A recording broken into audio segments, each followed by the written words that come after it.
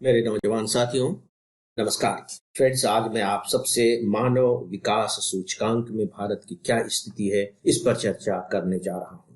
Human development index. अभी अभी दो इंडेक्स जारी हुए हैं, बिल्कुल 2-3 दिन के फासले से। आपको इसके बारे में सतर्क हो जाना चाहिए। तो पहले तो मैं इसके बारे में सतर्क करना चाहूंगा।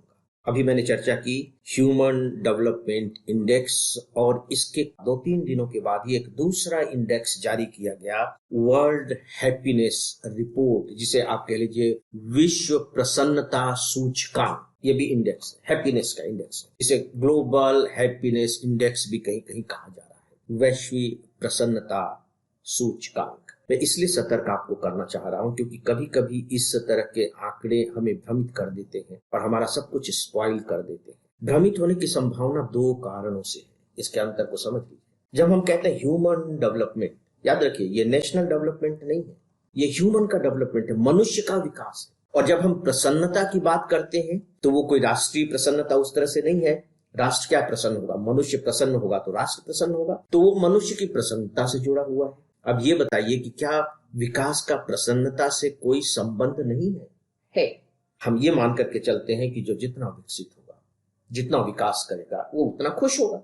सामान्य तौर पर भले ही आप इसे पूरी तरह से सहमत न हो, और होना भी नहीं चाहिए, लेकिन कहीं ना कहीं ये दोनों एक दूसरे से जुड़े हुए। तो ये पहला कारण है। दूसरा जो कारण है कि इनमें जो भारत की स्थिति है वो लगभग लगभग एक जैसी है। इसीलिए मैं इन दोनों की चर्चा कर रहा हूं। हालांकि हैप्पीनेस के बारे में मैं बाद में चर्चा करूंगा, अभी उस पर मैं नहीं जाऊंगा, लेकिन अंतर स्पष्ट करने के लिए मुझे ये बातें करनी पड़ रही है। जैसे देखिए, जब हम ह्यूमन डेवलपमेंट इंडेक्स की बात करते हैं तो उसमें भारत का स्थान है 134वां, 134। और जब हम वर्ल्ड हैप्पीनेस इंडेक्स की बात करते हैं तो उसमें स्थान है 126। तो 134वां ह्यूमन डेवलपमेंट में है और 126वां हैप्पीनेस में है। तो 134, 126, इसमें भी थोड़ा सा कंफ्यूज होने की स्थिति आ जाती है। इसीलिए मैंने सतर्क किया है। लेकिन जो एक बहुत बड़ी बात है वो ये है कि जब हम ह्यूमन डेवलपमेंट इंडेक्स में 134वां स्थान रखते हैं तो हमारे कॉम्पिटिटर कितने कंट्री हैं? 193। 193। तो हम 193 में 134वें हैं। इसका मतलब है कि हमसे नीचे जिनका कम डेवलपमेंट है लगभग लगभग 60 देश तो है। लेकिन जब हम हैप्पीनेस की बात करते हैं, जहां हमारा स्थान 126वां है, तो हमारे जो कॉम्पिटिटर हैं उन देशों की संख्या है 143। यानी कि 143 में हम 126 हैं। यानी कि हमसे जो थोड़े से कम सुखी हैं, कह लीजिए कम खुश हैं, या थोड़े से ज्यादा दुखी है कह लीजिए, केवल लगभग 17 कंट्रीज रह जाती। बस यहां भी आपको ध्यान रखना पड़ेगा, क्योंकि यह बात बहुत मायने रखती है कि आपकी जो रैंक आई है वो कितने देशों के बीच आई है। तो दोस्तों, वर्ल्ड हैप्पीनेस रिपोर्ट के बारे में मैं अभी कोई बात नहीं कर रहा हूं। मैं बात करने जा रहा हूं ह्यूमन डेवलपमेंट इंडेक्स के बारे में। आइए अब इसे थोड़ा सा समझने की कोशिश करते हैं। सिविल सर्विस एग्जामिनेशन के चरित्र से आप काफी समय से परिचित हो गए होंगे। आप लोगों ने महसूस किया होगा कि मैं करंट अफेयर्स के अलग अलग टॉपिक लेता हूं, उन्हीं टॉपिक्स को लेता हूं जो एग्जामिनेशन के पॉइंट ऑफ व्यू से मुझे बहुत इंपॉर्टेंट मालूम पड़ते हैं, और फिर मैं परिचयात्मक रूप से उन्हें आपके सामने प्रस्तुत नहीं करता। मेरी कोशिश होती है कि मैं आपके अंदर एक एनालिटिकल एबिलिटी पैदा कर सकूं, और ऐसी एबिलिटी जो सिविल सर्विस के लिहाज से जरूरी है। बस मेरी कोशिश केवल यही रहती है। तो दोस्तों, जब हम ह्यूमन डेवलपमेंट इंडेक्स के बारे में बात करते हैं तो सीधी सी बात है कि थोड़ी सी पृष्ठभूमि आपको मालूम होनी चाहिए। मैं अपने ऑनलाइन स्टूडेंट्स को बताना चाहूंगा कि इसको लेकर के बहुत डिटेल में मेरा एक लेक्चर है ह्यूमन डेवलपमेंट इंडेक्स को लेकर। पाकिस्तान के एक अर्थशास्त्री हैं महबूब उल हक, उन्होंने ये डेवलप किया है। अमर्त्य सेन का भी उनको साथ मिला था, दोनों ने मिलकर के बाद में फिर काम भी किया। उन्होंने 1990 में इसे डेवलप किया। याद रखिए, 1990 में इसे डेवलप किया। इसका मतलब है कि जो ह्यूमन डेवलपमेंट इंडेक्स है वो 1990 से चला आ रहा है। लेकिन आपको याद रखना होगा कि 2010 में इसमें कुछ परिवर्तन किए गए। यानी कि अभी जिस हम ह्यूमन इंडेक्स की बात करते हैं, डेवलपमेंट इंडेक्स की, ये 2010 से कंटिन्यू कर रहा है। राइट? मैंने कहा ये 1990 से चल रहा है। क्या आपको 1990 का जो वर्ष है या इसके आसपास 91-92 कह लीजिए, इसके बाद जो दशक शुरू हुआ है, उसकी कुछ अद्भुत विशेषता मालूम है? एक सबसे बड़ी विशेषता मालूम है? याद करने की कोशिश कीजिए, याद आ जाएगा। क्योंकि जब आप किसी की एनालिसिस करेंगे तो वो एनालिसिस यहीं से निकल करके आएंगे। तो आपको मालूम है कि 1990 के बाद से पूरी दुनिया में ग्लोबलाइजेशन का दौर शुरू, वैश्वीकरण का दौर शुरू हुआ। ध्यान आ गया होगा।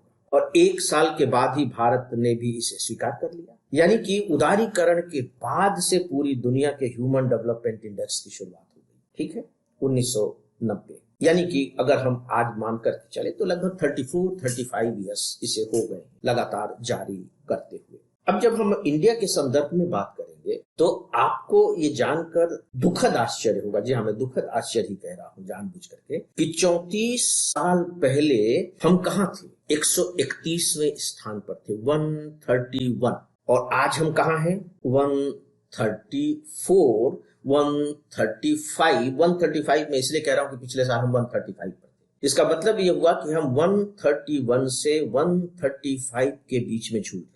चलिए कोई बात नहीं, लेकिन क्या 30-35 सालों के बीच में हम ज्यों के त्यों हैं? हमने किसी भी क्षेत्र में कोई विकास ही नहीं किया है, हम ठहरे हुए हैं। इस पर हमें विचार करना चाहिए और मुझे लगता है कि यही सबसे इंपॉर्टेंट पॉइंट है सिविल सर्विस एग्जामिनेशन की दृष्टि से भी। तो जब हम इस पर विचार करेंगे तो डेफिनेटली फिर हमें ये देखना होगा कि भाई इसके पैमाने क्या है, किनके आधार पर इस इंडेक्स को तैयार किया जाता है। तो जो इंडेक्स को तैयार किया जाता है इसके 3 मेन पैमाने हैं, या कह लीजिए कि कसौटियां हैं। और डेफिनेटली जो तीनों कसौटियां हैं हम इनकी उपयोगिता से इनकार नहीं कर सकते। एक तो है लाइफ एक्सपेक्टेंसी। लाइफ एक्सपेक्टेंसी का मतलब है कि जो जीवन की जो प्रत्याशा है, यानी कि जो औसत नागरिक है उस देश का, उसकी उम्र कितनी है। आप जान रहे हैं कि हम इस क्षेत्र में भारत ने बहुत तरक्की की है। हम आजादी के समय में जो हमारी जीवन प्रत्याशा थी उससे लगभग हम 2 गुना की स्थिति में तो आई गए। तो जीवन प्रत्याशा पर हम बहुत अच्छा कर रहे हैं। नो डाउट कि हमारे लोगों के जो आहार की जो क्षमता है वो बढ़ी है, अब हमारे पास अनाज की कमी नहीं है, मेडिकल फैसिलिटीज बहुत हो गई हैं, स्वास्थ्य से जुड़ा हुआ है तो जीवन प्रत्याशा। जो सेकंड पैरामीटर है वो है एजुकेशन। देखिए जब हम जीवन प्रत्याशा की बात करते हैं तो उसमें भोजन आ जाता है। एजुकेशन ह्यूमन डेवलप का बहुत बड़ा आधार है। मैं मनुष्य हूं, खत्म हो गई बात। लेकिन एजुकेटेड जो पर्सन होगा वो ज्यादा डेवलप होगा, उसको जीवन के तरीके ज्यादा अच्छे से मालूम है, हेल्थ की जानकारी है, सोसाइटी की जानकारी है, कानूनों की जानकारी है, काम करने में वो स्किल्ड है, उसकी अर्निंग ज्यादा होगी। तो सीधी सी बात है कि एजुकेशन नो डाउट कि ह्यूमन को तराशने में, उसको डेवलप करने में बहुत बड़ा रोल प्ले करता है, राइट। अब जो तीसरा है वो है per capita income. Per capita income यानी कि प्रति व्यक्ति आय। सीधी सी बात है कि जिसका स्वास्थ्य अच्छा होगा, जिसने स्किल डेवलप की हुई है, यानी कि जिसकी एजुकेशन अच्छी है, तो पर कैपिटा इनकम भी उसकी बेहतर होगी। और जो पर कैपिटा इनकम जिसकी ज्यादा होगी तो उसका जीवन स्तर भी ज्यादा होगा, अच्छा होगा, अच्छे मकान में रहेगा, अच्छा भोजन करेगा, अपने बच्चों को अच्छा पढ़ाएगा लिखाएगा, एक अच्छा जीवन जिएगा। ये 3 पैरामीटर्स। दोस्तों 3 पैरामीटर्स के आधार पर अब आप भारत का मूल्यांकन कीजिए कि ह्यूमन डेवलपमेंट की स्थिति हमारी क्या है। जो सबसे इंपॉर्टेंट पॉइंट है जो भारत को बिल्कुल नीचे ले जाती है वह है गरीबी। जनसंख्या नो डाउट गरीबी का एक कारण हो सकती है, क्योंकि जब हम ह्यूमन डेवलपमेंट इंडेक्स को देखते हैं तो पता लगा कि ऊपर जो देश है ज्यादातर वे देश है जिनकी पॉपुलेशन हमारे मोहल्लों जितनी भी नहीं है। जैसे जो फर्स्ट रैंक पर है स्विट्जरलैंड। अक्सर स्विट्जरलैंड आप देखेंगे कि जो नॉर्डिक कंट्रीज है, स्विट्जरलैंड, डेनमार्क, नॉर्वे, सब नॉर्डिक कंट्रीज कहलाती है ना, ये उत्तर पूर्वी यूरोप की तरफ है। तो ये हमेशा यहाँ भी ऊपर रहते हैं और जब आप हैप्पी इंडेक्स में देखेंगे वो तब भी ऊपर होते हैं, है ना।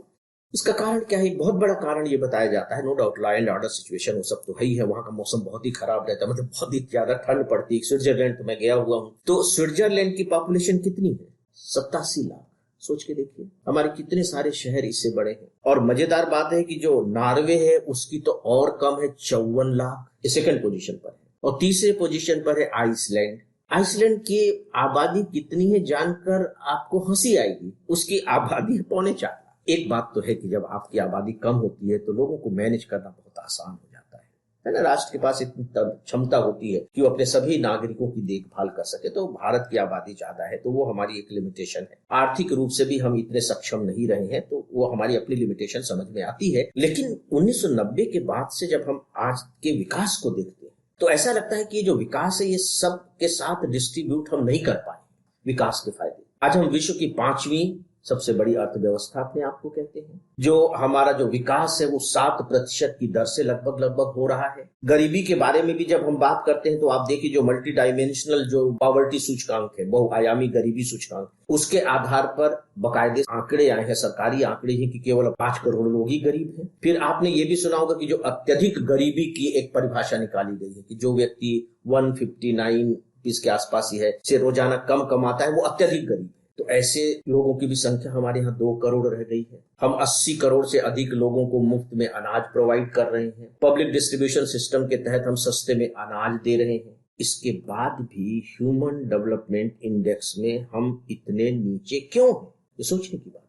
क्या हम जो पॉलिसी बना रहे हैं वो पॉलिसी ठीक नहीं है डेवलपमेंट के, या क्या हम जो विकास की जो नीतियां तैयार कर रहे हैं, लोगों के कल्याण के लिए जो कानून नियम तरीके इजाद कर रहे हैं, उसको ठीक से हम इम्प्लीमेंट नहीं कर पा रहे हैं? क्या ये भी एक कारण हो सकता है? बेरोजगारी एक बहुत बड़ा कारण है ही। आप जानते हैं, बाकायदे इसके आंकड़े भी है कि हमारे 100 लोगों में से केवल 40 लोग रोजगार की तलाश करते हैं। 60 लोग ये मान करके चलते हैं कि हमें रोजगार नहीं मिलेगा, तो तलाश ही नहीं करते, जो दुनिया में सबसे ज्यादा है और बहुत ज्यादा चिंता पैदा करने वाली है।